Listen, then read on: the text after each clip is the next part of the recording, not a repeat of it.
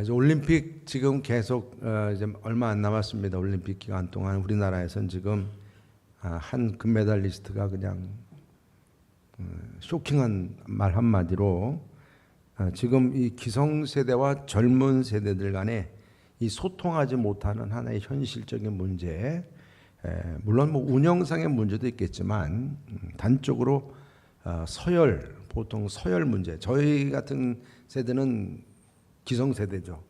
군사 문화나 유교 문화나 이런 서열 문화가 아주 익숙한 그런 가운데 있었기 때문에 그래서 서열 문제, 줄 서는 문화, 윗사람이 잘리면 밑에 줄 서는 사람 다 잘리는 거예요. 이런 문화, 그리고 또 꼰대 문화, 자꾸 옛날엔 내가 그랬는데 넌 왜 그래? 그러면서 그런 꼰대 문화, 이런 것들이 이제 젊은 층으로 계속 충돌이 일어납니다. 선임한테 잘못 보이면 실력이 있어도 실력 발휘를 못합니다. 여러분, 이런 줄서기 문제가 사실은 엄밀히 말하면 요즘에도 무시 못하는 시대입니다. 근데 오늘 말씀에서 이 줄서기로 인해서 평생 한 삶이 달라진 한 사람이 소개돼요. 바로 이 바룩이라고 하는 사람이죠. 바룩. 네리야의 아들 바룩 그랬는데 그의 할아버지 미세아는 시장이었어요. 예루살렘의 시장이었으면 그 관원으로서는 대단한 위치입니다. 명문가입니다. 왜냐하면 또 동생 경우는 시종장, 이렇게 나온 시종장이라고 하는 것은 요즘 말로 말하면 대통령 그 비서실장입니다. 상당히 높은 위치에서 있었던 그 집안입니다. 집안. 그러니까 바룩의 입장에서도 아주 좋은 직업을 택할래도 마음대로 할 수 있는 그런 위치에 있던 사람이 지금 이 말 그대로 그 당시에 말하자면 예레미야 선자의 말씀, 하나님으로 받은 말씀을 받아 기록하는 서기, 멘티, 제자, 그쪽으로 줄을 쓴 겁니다. 그 당시 말하자면 관원들이나 지도자들에게 아주 미움을 샀죠. 왜냐하면 이 남유다는 이제 망한다. 바벨론의 말을 들어라. 이게 매국노지. 그러니까 막 그냥 이 예레미야를 함부로 할 수는 없으니까 가택연금도 시키고 또 토굴에도 가두고 나중에 이제 죽이겠다고 아예 그냥 흙구덩이 속으로 가둬버리고 그 정도까지 했습니다. 그래서 1차, 2차, 3차 그 바빌론에 의해서 남유다가 이제 망하고 북유다는 이미 아수르가 망했고 그런 눈물의 선지자인 예레미야에게 줄을 섰던 이 바룩. 오늘 말씀은 바로 이 바룩이 예레미야 선자가 불러주는 대로 이제 말씀을 기록하고 두만의 책을 만들었던 그런 사람이었고 서기였고, 그래서 성전 출입을 못하게 될 때는 예레미야가 성전 출입을 못하게 돼. 그러니까 뭐 성전 출입 못하게 했으니까 또 이렇게 갇혀 있고 그럴 때는 예레미야가 이제 불러준 글을 적어서 그것을 사람들에게 전달을 하는 역할까지도 했습니다. 그래서 오늘 말씀은 이러한 36장에 시작된 이 바룩에 대한 말씀에서 오늘 말씀은 그동안 유다의 멸망, 유다의 회개, 아니면 뭐 막 그런 메시지가 막 끊임없이 주어졌던 말씀인데, 동일하게 오늘도 주어진 말씀이지만은 특별하게도 오늘 말씀은 바룩 그 자신에게 주어진 말씀이었어요. 그래서 1절 말씀 보게 되면 유다의 요시야 왕 아들 여호야김 넷째의 네리야의 아들 바룩이 예레미야가 불러주는 대로 이 모든 말을 책에 기록하니라. 그때의 선자 예레미야가 그에게 말하 이르되, 그랬어요. 지금 이 말은 바룩 자신에게 주어진 말이에요. 이게 특별히 오늘 이 45장은 그래서 정말 특별한 본문이기도 합니다.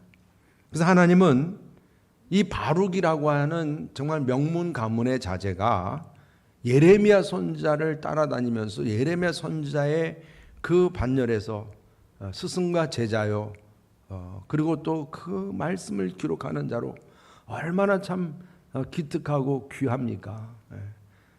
그러한 이 바룩, 그 바룩의 영적인 삶의 균형이 깨지는 것을 본 겁니다.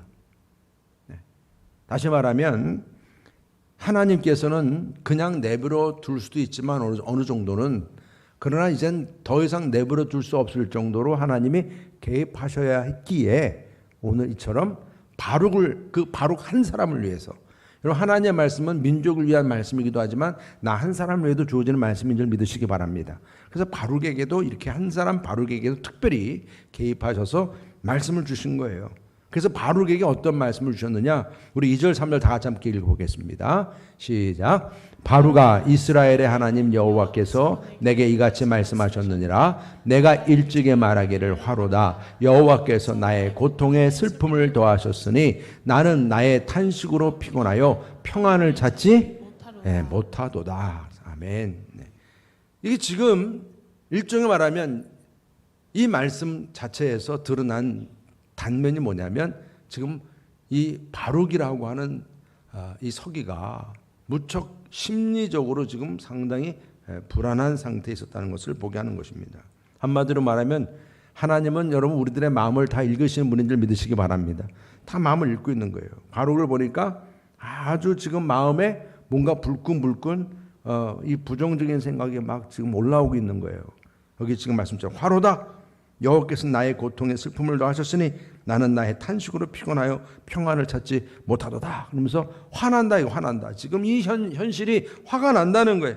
정말 이게 뭐 하는 일마다 안 되니 이건 망했다. 내가 지금 예레미야 선지자가 정말 존경스러워 줄을 섰는데 이건 망했다.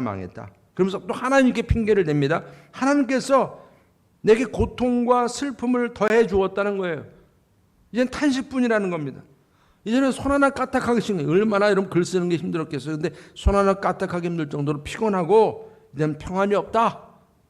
이러한 지금 바룩의 상황을 얘기해 준 거예요. 정말 고통스럽다는 얘기죠.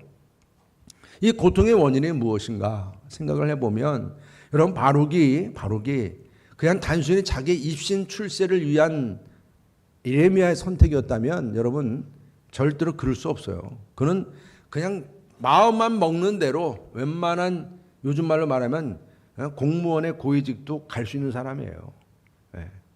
그런데 그가 그런 모든 것들을 포기하고 예레미야 선지자에게 줄을 섰던 이유는 다른 이유가 없었던 것입니다. 그런데 그렇게 지금까지 잘 해오다가 왜 이렇게 지금 마음이 심란해졌느냐, 이거는 자기가 줄을 잘못 써가지고 내가 후회하는 그런 슬픔이 아니라는 거죠. 아니면 내가 지금 웬만한 우리의 가문을 통해서 내가 웬만한 직업을 누릴 수도 있는데 그냥 진작 그럴 걸 그랬나 보다, 뭐 이러한 후회도 아니에요. 억울함도 아닙니다.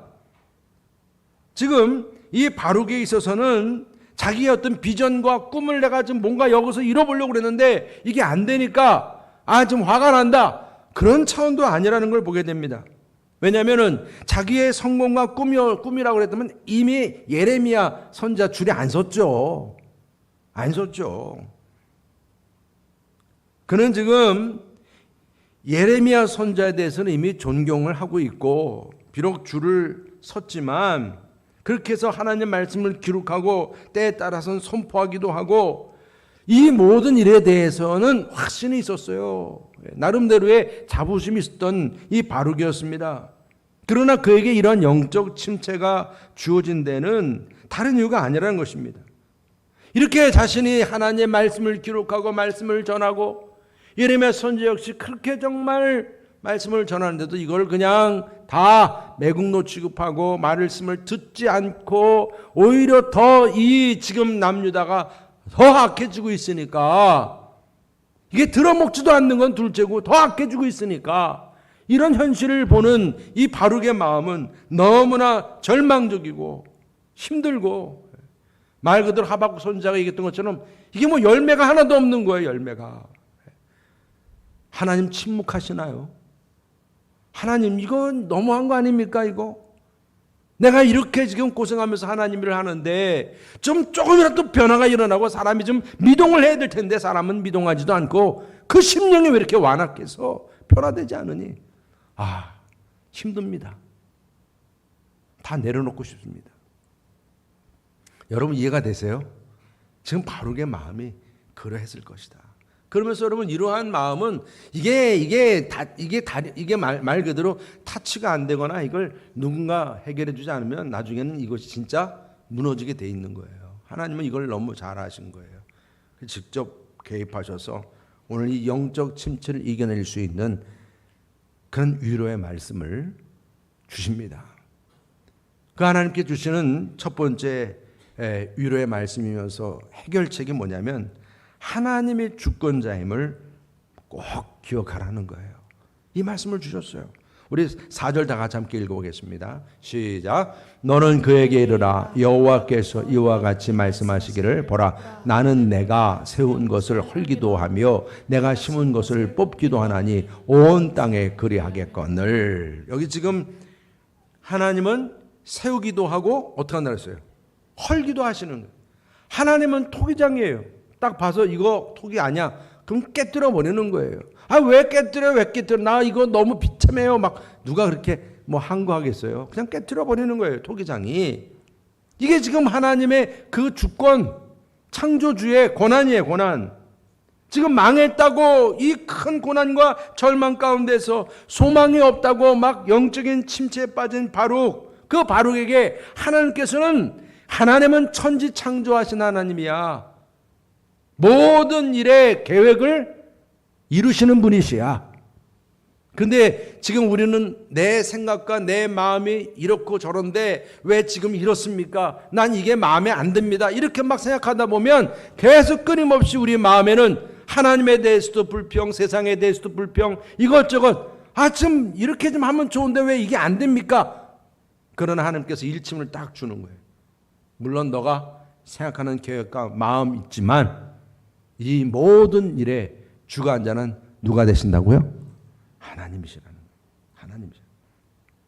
하나님 아무리 그래도 그렇지 어떻게 자기가 난 아기를 지금 먹을 게 없어가지고 끓여 먹고 그래요. 지금 상황이 이 정도까지 됐답니다. 이거 지금 이게 맞는 거예요. 하나님 아무리 이 땅을 무너뜨리고 이 땅을 망하게 한다 그러지만 그 정도는 아니지 않아요. 하나님 여러분 이러한 부르짖음이 없었겠어요? 아이를 잡아먹었다니까요. 그 당시에. 그러니까 하나님 이거 너무 악이 아니에요? 하나님도 악을 행하시네요. 그렇지만 여러분 하나님은 우리의 이 절망적인 고통과 상황을 재료로 삼으시고 이 모든 것을 합력하여 선을 이루시는 하나님이심을 믿으시기를 바랍니다. 요셉은 정말 나라 끝에까지 떨어진 거예요.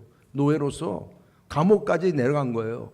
이게 뭐 끝난 인생이지. 하나님 내가 그동안 믿었던 하나님이 결국 날 이렇게 만들려고 그랬습니까? 물론 충분히 항거할 수 있겠지만은 하나님께서는 그 요셉의 인생을 그렇게 무너뜨렸지만 그 요셉은 입술로 범죄하지 아니하고 그 하나님을 붙잡았을 때 하나님은 그를 어떻게 했어요? 애굽의 인자로 세우시고 그리고 또한 이스라엘 그 가족을 구원하는 복을 누리게 하셨어요. 통로가 되게 하셨어요. 모든 것이 합력하여 선을 이루신 하나님의 그 놀라운 축복을 고백하게 한 줄 믿으시기를 바랍니다. 여러분 천지를 창조하신 하나님, 우리가 생각하기에는 세상이 망했고 이게 완전히 고장난 시계처럼 이건 그냥 쓰레기나 쳐버려야 돼. 나도 마찬가지야. 쓰레기로 버림 당할 수밖에 없어. 나는 이제 끝났어. 막 그러고 있는 처지이지만 여러분 하나님은 시계 수리공이요. 이 시계가 고장났으면 고칠 수 있는 분이시요. 내 인생이 무너졌다 해도 하나님은 다시금 내 인생을 세우실 수 있는 분이십니다. 그런 하나님이시라는 거예요. 그런 하나님을 보라는 것입니다. 세상은 이렇게 화로다 망했다 하지만은 지금 이 화를 통해서 하나님은 다시 복이 되게 하시는 그런 주관자이심을 믿으시길 바랍니다. 그걸 바라보라는 거예요. 왜 하나님의 거룩한 자녀에게 이런 고통을 주시나요? 이런 아픔을 주시나요? 우리가 부르짖을 수 있어요. 이건 아니지 않습니까, 하나님? 왜 내가 주님을 위해서 그렇게 봉사했는데 왜 직장 문제, 사업 문제, 내 자녀 문제 이렇게 계속 틀어지고 또 틀어지고 있습니까? 그런데 여러분 이 시대가 악한 거지. 세상이 여러분 이처럼 악하다 보니까 하나님의 거룩한 자도 같이 고통을 당할 수밖에 없는 거예요. 여러분 바룩만이겠어요? 예레미야가 왜 그렇게 고통을 당했습니까? 그 경건하고 순결하게 살고자 했던 사도 바울이 왜 이렇게 고통을 당했습니까? 민족이 당하는 고통에 뭐 예수 믿는다고 따로 핀셋으로 뽑아내는 게 아니에요. 다 같이 고통을 받게 돼 있어요.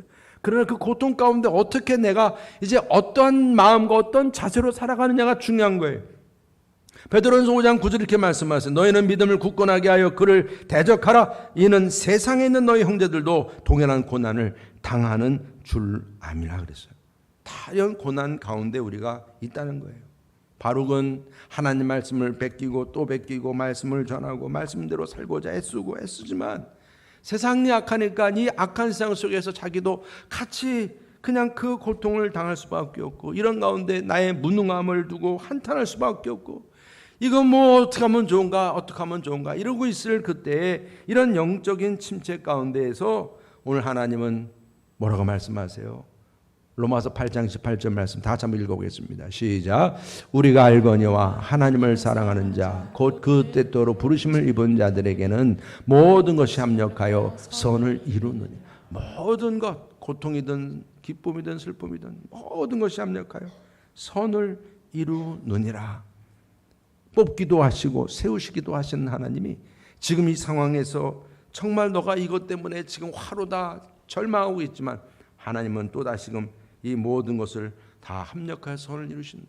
하나님 왜 침묵하시냐고 그렇게 토로했던 하박국 선지자, 무화과 열매도 없고 포도나무 열매도 없고 밭에는 먹을 거리도 없고 양과 소도 없고, 비록 그러한 가운데 있지만 내가 오직 여호와로 인하여 기뻐하리로다. 여러분 지금 그 말씀을 주시는 거예요. 주관자 되시는 하나님만을 바라보라는 거예요. 네.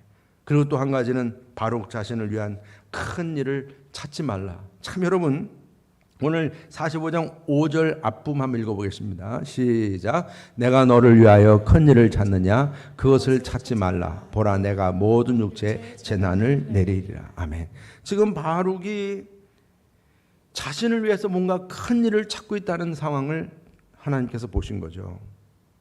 왜 큰 일을 찾고 있었을까? 여러분 지금 이 큰 일을 찾지 말라라는 말이 어떻게 위로의 말씀이 되는 것인가? 우리가 보면 우리의 상황이 이렇게 뜻대로 되지 않으니까 뭔가 큰 일을 통해서 뭔가 해결을 해보려고 타개해 보려고 노력을 하는 경우를 우리가 많이 보게 되죠. 그래서 남은 유대인들이 바로 46장 보게 되면 남은 유대인들이 이러한 일을 이 상황을 해결하려고 어디로 가요? 애굽으로 가잖아요. 하나님이 원치 않는 애굽으로 가잖아요. 그게 다 사람들이요 자기 뭔가 어떻게 이 문제를 해결하기 위한 방법을 간구하다가 결국은 세상으로 돌아가고 세상 방법으로 또 다시 회개하는 거예요. 또 죄의 길로 돌아가는 거예요. 이게 여러분 바룩이라고 예외겠습니까? 아니 영적인 일을 하는 사람을 예외겠습니까? 저 같은 목사도 예외는 아니에요. 영적인 사업을 한다고 하면서 뭔가 더 열심히 성공적인 목회를 이루고 내가 성공적인 교사가 되고 내가 성공적인 전도자가 되어야 되겠다라고 이렇게 말을 하고 있지만 그런 일 가운데서 뭔가 나만의 큰 일을 또 찾고 있는 모습을 하나님이 보시는 거예요. 이거는 하나님의 마음과 하나님의 열정과는 다른 나의 열정이죠. 나 개인의 열정입니다. 그래서 주님이 이렇게 속삭이는 거예요. 지금 내가 열심을 다하지만 그게 영적인 일이라고 하지만은 정말 그게 너만의 열정이냐 아니면 나를 위한 하나님을 위한 열정이냐 그것을 물으세요. 여러분 우리는 신앙생활 속에서 내가 뭔가 하나님을 한다고 하면서도 은근히 나를 드러내려고 하고 나의 영광을 드러내고 내 야망을 드러내려고 하는 그 유혹이 얼마나 많은지 몰라요. 하나님은 말씀하세요. 이미 이 모든 육체와 모든 것은 다 어떻게 해요? 다 재난이 다 이미 주어졌다는 거예요. 이제 끝났다는 거예요. 하나님의 뜻이에요. 뭔가를 큰일을 해보려고 해도 이제는 이 땅은 다 무너진다는 겁니다. 여러분 예수님께서 내가 이제 십자가의 길을 가야 한다 그러니까 사도 베드로는 정말 예수님을 위한다는 마음으로 안 됩니다. 그래서 안 됩니다. 가면 안 됩니다. 그랬어요. 그랬더니 예수님이 뭐라 그랬어요? 사탄아 물러가라. 아니 나는 열심을 다했는데 여러분 나의 열심이 주님 보시기에는 사탄이 될 수가 있다는 거예요. 이게 여러분 분명히 깨닫게 하는 거예요. 이런 가룟 유다의 열심은 결국은 예수님을 30냥에 팔아넘겼어요. 여러분, 유대의 그 종교 지도를 나름대로도 하나님에 대한 열심을 보인 거예요, 그들이. 근데 그 하나님에 대한 열심이 하나님께서 보내신 독생을 예수 그리스도 십자가에 못 박혀 죽게 하는 그런 주동자가 되었다는 사실입니다. 하나님께서 오늘 바룩에게 엄중하게 너의 뜻, 너의 큰 일 찾지 말라고 말씀하시는 거예요. 이건 우리들에게도 동일하게 주어지는 말씀이에요. 지금 내가 하나님의 이름으로 열심을 다한다고 하지만 오히려 이 땅에 대한 미련을 갖고 욕심을 갖고 네가 뭔가 하고자 하는 열심을 다하려고 하는 것이 아니냐. 하나님의 뜻과 음성에 지금 귀를 기울여야 할 때다. 이 말씀을 주십니다. 사도 바울이 주었던 말씀처럼 말입니다. 지금 내가 이렇게 정말 처절한 가운데 있지만 빌립보 4장 11절 위에 뭐라고 말씀합니까? 내가 궁핍함으로 말하는 것이 아니라 어떠한 형편에든지 나는 자족하기를 배웠노니 나는 비천에 처할 줄도 알고 풍부에 처할 줄도 알아. 모든 일 곧 배부름과 배고픔과 풍부와 궁핍에도 처할 줄 아는 일체의 비결을 배웠노라. 13절 다 같이 읽겠습니다. 시작. 내게 능력 주시는 자 안에서 내가 모든 것을 할 수 있느니라. 아멘. 아멘. 여러분들이 지금 어떠한 열심을 가지고 뭔가를 해결하려고 내가 이 어려움을 타게 하려고 노력을 할지 모르지만 분명히 알아두시라는 거예요. 그것이 그냥 나의 비전, 나의 꿈, 나의 열정인지 하나님의 뜻인지, 그리고 여러분의 모든 그 열정이, 큰 일을 하려고 하는 열정이 내게 능력 주시는 자 안에서 모든 것을 할 수 있게 하시는 하나님보다 더 앞서가지 않기를 주님의 이름으로 축복합니다. 그리고 세 번째로 오늘 주시는 말씀은 바룩에게 생명의 구원을 약속해 주세요. 5절 후반절 말씀 보면 그러나 내가 가는 모든 곳에서는 내가 너에게 내 생명을 노량물 주듯 하리라 여호와의 말씀이니라 그랬습니다. 내가 너에게 내 생명을 노량물 주듯 취해서 생명을 지켜주겠다는 거예요. 지켜주겠다. 여러분, 이 노량물이라고 하는 이 부분은 전쟁 때 승리자가 받는 상급입니다. 노량물은. 근데 지금 하나님께서는 이런 노량물이든 어떤 물질적인 것, 이런 상급, 그런 영광, 그것보다 더 중요한 것은 내 생명이에요. 내 생명. 여러분, 생명이 중요하지 않아요? 그 생명을 너에게 노량물처럼 취해 주리라. 그래서 구원을 주리라. 이 약속의 말씀을 주셨습니다. 사도 바울 같은 영적인 침체는 바로 저와 여러분들 모두에게 주어진 말씀이기도 합니다. 영적인 침체라고 하는 것이 바룩의 경우처럼 큰 재난이나 또한 하나님의 사람으로서 겪는 어떤 고난과 고통 속에서 다가올 수 있는 일입니다. 오히려 더 열심히 일하는 분들에게 이런 영적인 침체가 올 수가 있습니다. 여러분, 코로나로 인해서 우리는 이런 영적인 침체를 단체적으로 경험을 했어요. 지금은 여러 가지 정치, 경제, 문화적인 상황이 있고 나의 이런 신앙적인 상황으로 인해서 이런 영적인 침체의 늪에 빠질 수가 있습니다. 우리는 모두가 예기치 못한 이런 죄악된 환경 속에 함께 있기 때문에 바룩처럼 하는 일, 그 일에 대해서 내가 지금 하나님을 위해서 내가 열심히 일한다고 하는데 그러면서도 내 마음에 만족이 없고 뭔가 내 마음에 정말 좌절감이 있고 이런 죽음 같은 그런 절망이 닥칠 수 있다는 것입니다. 이게 교회 와서 내가 봉사를 해도 기쁨이 없는 거예요. 형식인 거예요. 그냥 영은 죽었어요. 영은 죽었어요. 여러분, 이 세상, 이 사람과 우리는 분명히 이렇게 어려움에 처해 있을 때 이 문제를 해결할 수 있는 다른 그 비결을 우리 그리스도인들은 가지고 있는 줄 믿으시기를 바랍니다. 오늘 주님께서 그 말씀을 우리에게 주신 거예요. 바룩처럼 절망적인 그런 상황 가운데서 하박국 선지자처럼 정말 아무 열매가 없어요. 하나님은 침묵하신다고 생각하시고 나는 정말 말 그대로 외따로 떨어진 그런 하나의 고독한 한 사람에 불과하다고 그렇게 힘들다고 그렇게 우리가 생각이 될지 모르지만은 하나님은 모든 것을 합력하여 선을 이루시는 내 삶의 주관자이심을 꼭 깨달으라는 것입니다. 명심하라는 거예요. 그리고 사도 바울처럼 자족하는 믿음으로 능력 주시는 자 안에서 무엇인지 할 수 있다고 하는 그 믿음과 그 삶을 누릴 수 있어야 한다는 것입니다. 그 영적인 침체의 늪을 극복하기 위해서 끝까지 오늘 약속해 주신 말씀, 노량물을 취하듯이 너에게 그 생명을 취해주겠다, 지켜주겠다. 여러분, 우리가 어떻게 보면 세상을 기웃거리면서 무언가 나의 열정과 나의 소망에 따른 큰 일을 찾고자 할 때가 많이 있어요. 근데 오늘 분명히 주님 말씀하시는 거예요. 찾지 말라고 그래요.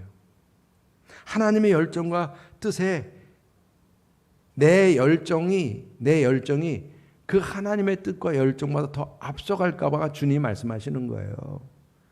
이건 저에게도 주시는 말씀이에요. 유재구 너 목회하는데 이렇게 말씀도 전하고 성도님들에게 같이 신앙생활을 어떻게 교회에 부흥시키려고 애쓰고 노력을 하지만 그런 사명이 너 개인의 열정과 너 개인의 야망이 있고 욕심이 담겨 있는 거 아니냐? 그런 실수를 보게 하시는 말씀입니다. 그러지 말라는 거예요. 하나님의 뜻과 열정과는 너무나도 거리가 먼 그런 신앙생활로 전락할 수가 있다는 겁니다. 그러면 우리의 영혼 죽게 되어 있는 거예요. 하나님께서는 그래서 우리의 생명을 약속해 주신 거예요. 생명이 죽으면 안 되니까. 그래서 독생자들 예수 그리스도까지 우리에게 보내주신 줄 믿으시길 바랍니다. 영원한 생명을 누리도록 나는 길이요 진리요 생명 되시는 그 예수님을 믿는 자는 누구나 다 모든 가족이 구원을 받으리라 그랬어요. 그래서 우리에게 그 사탄의 소나기로부터 우리의 생명을 탈취해서 우리에게 영원한 생명을 허락해 주심을 믿으시기를 바랍니다. 영접하는 자 곧 그 이름을 믿는 자는 하나님의 자녀가 되는 권세, 그 생명을 누리는 권세가 주어졌다는 것입니다. 지금 우리 여러분들 지금 어떤 상황 가운데 계십니까? 내가 교회를 열심히 하고 주님의 일을 하는데 정말 여러분들의 마음엔 또 다른 그 어둠의 그림자가 끊임없이 나를 괴롭히고 있습니까? 바룩처럼 영적인 침체의 그늘에 있습니까? 어떠한 고통의 상황에 처했을지라도 모든 것을 합력할 선을 이루시는 정말 지금의 이 처절한 상황을 다시 끌어올리시고 다시 세우시는 그 주권자 하나님을 믿고 바라보시기를 바랍니다. 그 여러분들이 지금 내가 어떻게 해서 뭔가 큰일을 해보겠다고 다시 애굽으로 돌아가고 다시 세상으로 돌아가고 그렇게 그쪽을 바라보려고 하는 큰일을 찾지 마시기를 바랍니다. 하나님의 마음과 열정에 귀를 기울일 수 있기를 축복합니다. 나를 구원하시고 내 삶의 생명을 탈취해 주시는 그 주님께 정말 감사하고 기뻐할 수 있기를 축복합니다. 무화과 나무 열매가 없고 포도 열매가 없을지라도 정말 내가 이렇게 사는 게 맞는지 막 혼자 막 고민할 때가 있을지라도 오직 여호와로 인하여 기뻐할 수 있기를 주님의 이름으로 축복합니다. 오늘 주님의 성찬을 받으시면서 여러분들의 마음에 이렇게 내게 귀한 생명을 탈취해 주시고 우리의 삶이 영원한 생명을 누릴 수 있도록 인도해 주신 그 주님께 감사하며 찬양하며 영광 돌릴 수 있는 시간 되시기를 주님의 이름으로 축복합니다. 우리 요한복음 5장 20절 다 함께 읽겠습니다. 시작. 내가 진실로 진실로 너에게 이르노니 내 말을 듣고 또 나 보내신 이를 믿는 자는 영생을 얻었고 심판에 이르지 아니하나니 사망에서 생명으로 옮겼느니라. 아멘. 오늘도 여러분들이 주님의 성찬을 통해서 정말 이처럼 귀한 생명의 귀한 선물을 사망으로부터 우리를 탈취해서 말입니다. 영원한 생명을 주신 그 주님께 감사하면서 정말 기쁨으로 주님의 성찬에 임할 수 있기를 주님의 이름으로 축복합니다.